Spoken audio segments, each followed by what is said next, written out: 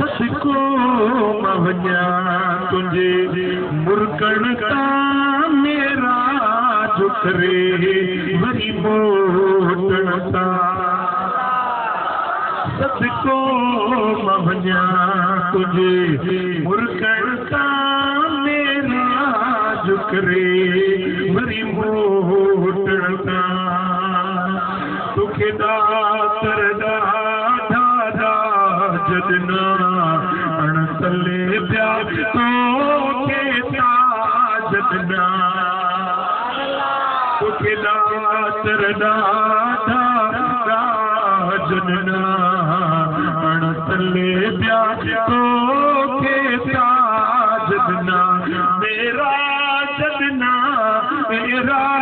जदना तुझे माग मथा मानता सदके मवन्या तुझे नबी जनात वणे वधी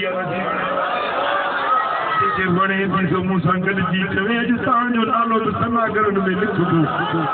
सदके मवन्या तुझे मुरकण तां मेरा जुकरे वरी मोटण तां कजा अनवार दिठा तो गैब वरा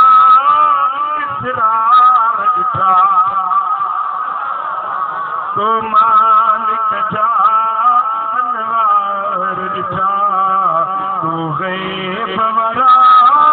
इसरार दिठा सिंगार दिठा इज़हार दिठा तुझे मञण वरण बड़े गणता सदको मवन्या तुझे मुरकण ता मेरा जुकरे वरी मोटण ता सदको मवन्या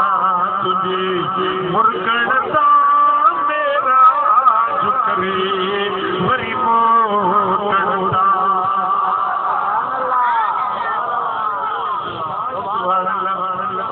अर्शन ते अहमद नाम सही जमायत सोना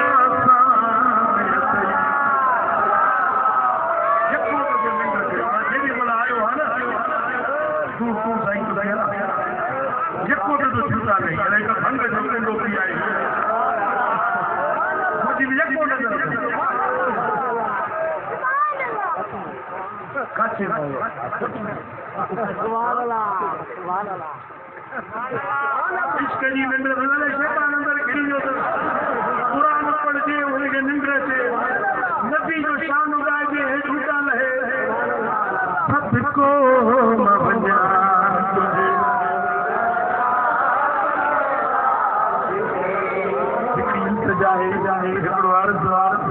अर्शन ते अहमद नाम सही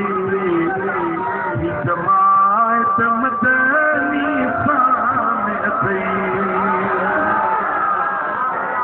बेड़ायूं तेरा सब हबीब तुझा उम्मती आया अर्शन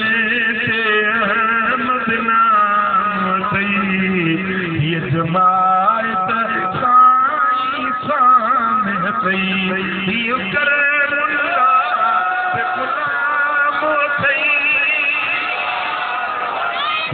फकीर बि तुंहिंजो गुलाम अथई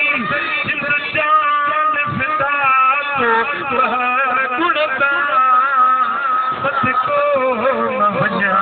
तुझे मुरकण तां मेरा जुकरे सदको मवन्या तुझे